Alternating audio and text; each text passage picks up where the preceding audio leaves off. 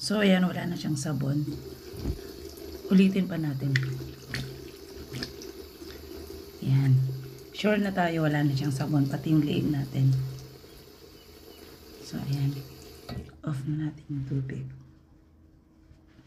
Maglalagay lang tayo ng day cream kasi umaga ngayon.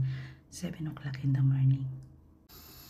Good morning guys. So, ito muna. Morning routine tayo. Yung una natin ginagawa kapag bagong gising. So, magtutoothbrush muna tayo bago ako maghilamos. So, yan. Tapos na tayo magtoothbrush. So, maghilamos naman tayo. Wala naman ako guys, arte kung paano maghilamos. Basta, yung way lang ganito. Konting sabon lang. Ganyan lang. Tapos, pwede naman kayong gumamit kahit anong sabon sa face. Ang importante lang guys, malinis yung ating mukha. And hanggang liig syempre. Ayan. Pagkatapos syempre, magbabanlaw na tayo. Ayan.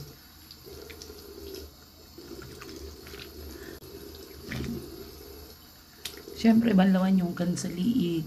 Banlawan nyo yung ating face.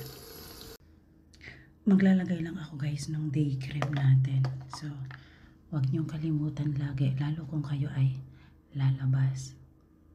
Sabi nila, ganyan daw magpahid. Pataas guys. Para hindi daw bumagsak yung ating face. Ayan. Yung cream ko guys, Dead Sea. Binili ko siya sa Dead Sea. So, talagang maganda siya. Meron tayong night cream, may day cream, at saka may eye cream. So, siguro mamayang gabi, pakita ko sa inyo yung night cream. At saka yung ganito din, tatlo sila.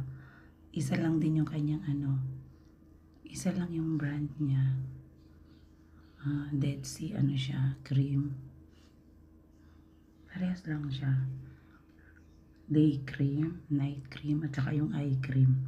Same lang naman ito yung night cream. Iba lang yung niya. May iba siyang syempre pang night. Tapos yung eye cream na lang siguro yung ipapakita ko mamayang gabi. So ayan, hanggang liig syempre guys. Hanggang liig. Ito naman guys yung eye cream. Pinapangalanan ko siya ng eye kasi nalilito ako day and night. Tapos yung eye. So ito naman yung laman niya. So ito, Dead Sea rin po siya na talaga namang. So ilalagay lang natin dyan. Kasi sobrang, ayan guys, yung hindi natutulog. Alam nyo na yung mga taong hindi nakakatulog ng ayos. So, kailangan guys, i-protect natin yung ating hanggang taas, ito. Kasi siya, syempre, kasali yan sa hindi natulog, sa hindi nakapahinga. So, para ma-avoid yung mga pagkulubot ng ating mata. So, ganyan lang guys, kasimple. Lumalabas ako ng ganyan. May ganyan ako. Para yan sa ko sa health ko. Diba? Yan guys, ganyan lang kasimple. I-dry lang natin. Kung kayo naman ay lalabas, di wag na lang muna kayong maglagay. Sunblock na lang yung ilagay nyo. Sunscreen kapag kayo ay lalabas. So, ayan lang guys.